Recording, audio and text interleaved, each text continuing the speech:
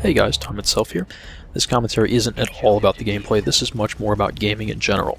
What really got me thinking about this was Tribes Ascend finally came out of beta, it's properly released now, and it kind of looks like fun, but I'm not going to make you suffer through watching me learn how to play it, so instead you get something else. But it really got me thinking about how capitalism relates to gaming, the developers, the publishers, trying to make their money back on their investments that they put into their games. Now, I started out gaming as kind of a single-player, very solitary, nerdy kind of thing, and yeah, you could split screen or whatever, but that slowly has given way to the internet and more multiplayer. And that's, of course, changed how developers make games, how they market them, and how they try to make money off of them. Single-player games can get traded around and reused, and in general, they're still completely playable until you can't find any way to run them anymore. And as now we're getting into things with emulators, it's pretty hard to find something you can't run, it seems.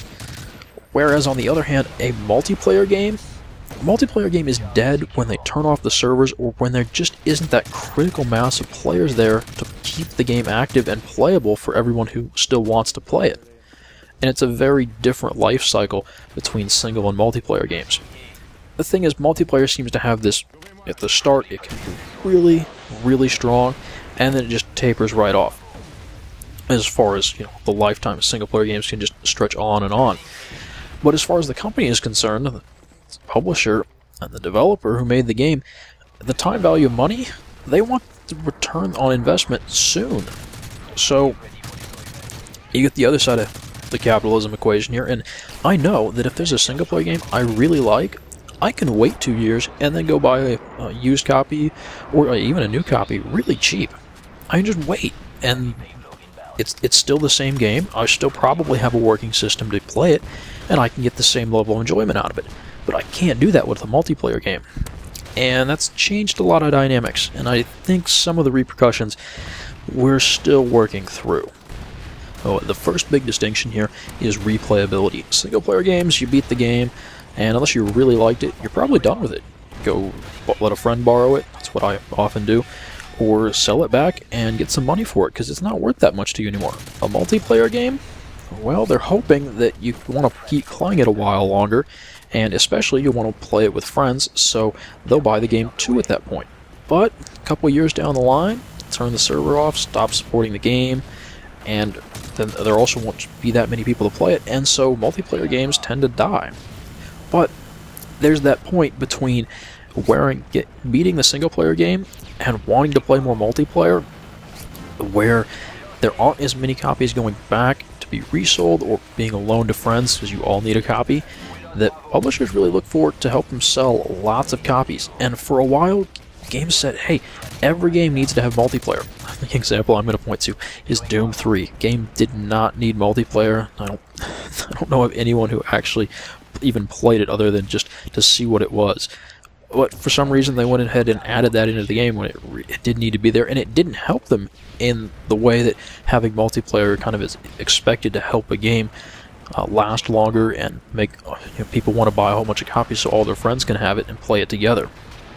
And now it seems like the thing to have is not just multiplayer, but progression, or XP levels, or some kind of grind so the players want to keep playing the game more, just to get whatever thing it is they do for, I don't know. I'm not a fan of them, especially in multiplayer games. Yeah, it's okay if you want to ease the player into the game, but if you make it take dozens and dozens of hours to get access to things, that's kind of questionable, and it's absolutely... I hate it when it's something that's functional or is a buff. That has no place in multiplayer gaming. If it's just aesthetic, that's great. If it's kind of a different flavor, that's okay. But just making things better because people have played longer in multiplayer competitive games, well, that's completely odds with being a competitive game. I've done that commentary before. I'm not going to rehash it. You guys know how I feel about this one. So the publisher, developer, want to get their money back as soon as possible. Day one sales, get the money coming in as soon as possible. But on the other hand, if they have to keep supporting multiplayer for years, that could get kind of expensive too. So finding some kind of balance here, so get their money back in a timely fashion and don't get stuck holding on to systems that they need to upkeep for years is a tricky balance. At the same time, capitalism is supply and demand. With multiplayer games, it's not like single player. I can't just wait and get the game at a lower price. I have to do something else, and it's a different value for different people. You have to find a good price point where you can get money for selling your game, or your services, whatever they may be. We see lots of different models of how you can make money from a game. Yeah, you can still just sell the game outright and then support it for however long it takes, or you can have monthly subscriptions, or you can do microtransactions, pretty much optional, but you give players more flexibility in what they think the game is worth to them. So there is a very careful balance to be struck here between getting enough people to buy in so that you can have a multiplayer community that will last a while still getting people to actually pay for the services being provided. Sure, the game might be great, but if there aren't enough people to actually make up a solid multiplayer community, people aren't going to stick around and they're not going to be interested in paying. At the same time, if you don't make any money, you can't keep the servers going, and it's hard to make content if you don't get paid. Alright, so I'm going to kind of consider 3 examples here. They don't cover all the options. There are lots of things that do this, lots of games, but I think you guys are going to be familiar with most of these, and they give us a good starting point, and I think will actually give us an idea of where this is headed, and we can make some good compare and contrast kind of examples here. So games are Call of Duty Modern Warfare 3, Battlefield 3, and Tribes Ascend. All 3 of these games have some kind of progression system, and all of them have tried to make some money off of those progression systems. At first you say, wait a second, I'm paying not to play this game? Something's got to be wrong here. This has to be a terrible grind. Well, in Call of Duty's case, yeah, you could buy Doritos and Mountain Dew and get a little more XP. Yeah, I guess it would help you out. Call of Duty leveling system, it depends on how long you want to say it takes to get through, but I'm going to say about 24 hours and you'd have most of what you could possibly want available to you. And then you've got Battlefield 3, and they say it's going to take more than 100 hours to unlock everything. Yeah, they're not kidding about that. Still got a long way to go, especially on some of the rather important vehicle stuff. But, I don't even know what they consider fully unlocked to be. And finally, Tribes Ascend. It's kind of a different case, but I'm guessing it's going to take a long time if you want to unlock everything in that game through XP only without paying for anything. So with Call of Duty, it would help you out some, but not a whole lot. I don't think that double XP applied to the round bonuses, so it wasn't a big deal. Battlefield, well, you can unlock everything, although I don't think it includes all the attachments for all the guns, but for everything, 3,200 Microsoft points. Yep. Or the one I had my eye on, just getting the vehicle stuff, what was that, 1440 I think? Yeah. So that's a pretty good chunk of change. The other thing Battlefield does is that there's an online pass that if you don't buy the game new, you gotta pay another $10, whatever that comes out to in Microsoft points. And if you didn't get the limited edition, well, you're gonna be buying the B2K maps too. And as far as Tribes Ascend goes, well, I haven't played it yet, just watched a whole bunch of YouTube videos, but it looks like a lot of the things you can unlock are as much options, just different flavors, although, who knows, there probably will be something that turns out to be the preferred loadout for most of the different classes. We'll just have to see how that goes. Now let's throw another game into this mix.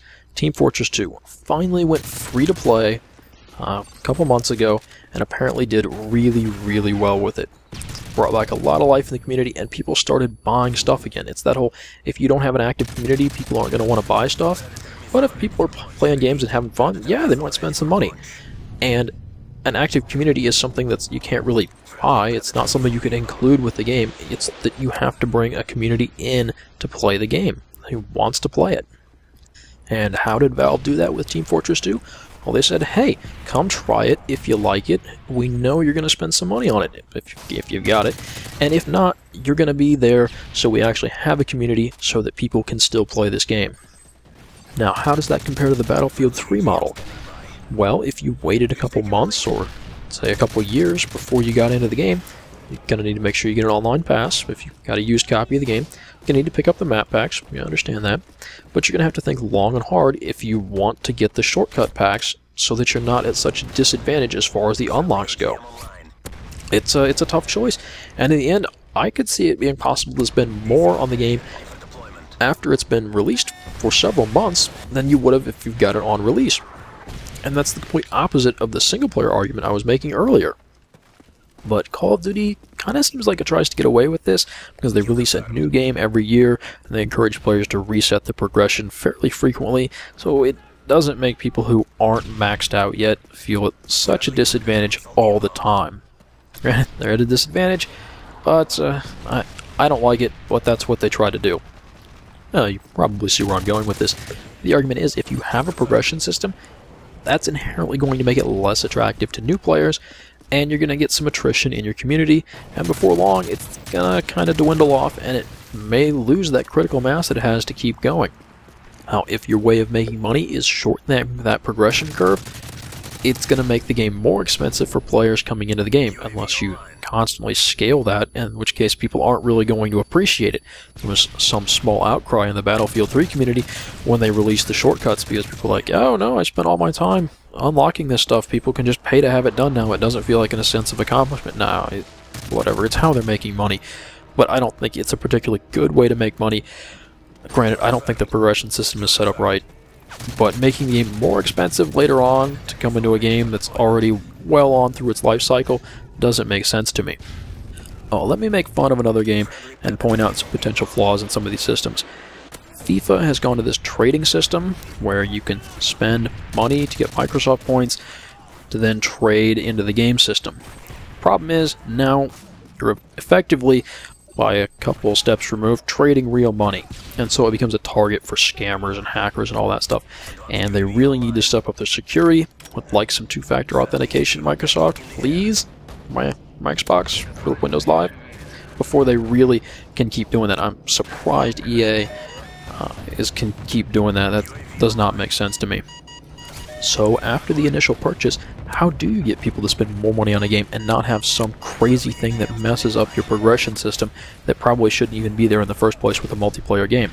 Well, I'd give you a good example is Guild Wars. You buy the game, you got access to everything.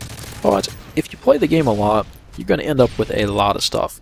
You know, a nice collection of shields with various mods, and you just don't want to give them up, and so you need some more storage space. Now, granted, the game comes with plenty of storage space. You go for hundreds of hours and not have a thing to worry about. But if you want to keep absolutely everything, they will sell you some more storage space. Or if you want some extra character slots because God knows how much time you have to do that, yeah, they'll sell you some more of that too. And it doesn't give you a distinct advantage at all. It adds to your enjoyment of the game. Another option, of course, is more content. In fact, DLC has been quite the thing. In fact, I've seen more DLC recently than expansion packs. But hey, you know, that's digital distribution for you, and if that works, great. Personally, I'm a fan of some more serious changes to the game mechanics through iterative design, especially with expansion packs. But you know, I can see where DLC comes into play here. The real downside to that is people start to expect that additional content costs money, and that you may want to lock people out of modding tools, which developers, publishers have a wide range of opinions there, and it's kind of hit or miss, and finding a community that'll support it, but unfortunately I play a lot of games on the console, and so modding isn't really a thing. It's one of the things I miss about PC gaming. Alright, but let me sum this up. When trying to get money from people playing the game, it's good to go after people who have been playing a lot, who are enjoying it, and be happy to spend some more money to keep playing. You don't want to make it harder for people who are coming in later and later after the game's release to get into the game. Especially don't want to make it more expensive for them. They've already got a task of catching up and learning how to play the game. Don't want to make it any more daunting for them to join the community, because that's really what keeps multiplayer games alive. Oh, I've gone and posted another rambly long commentary. I hope you guys don't mind, but I had a few thoughts here, and well, got some more tangential topics to cover, but I think we'll put that off for a while. Get back to some shorter stuff. It feels like I'm trying to make up for that like two-liner I posted a couple days ago. So, thanks for watching, guys, and I'll see you later.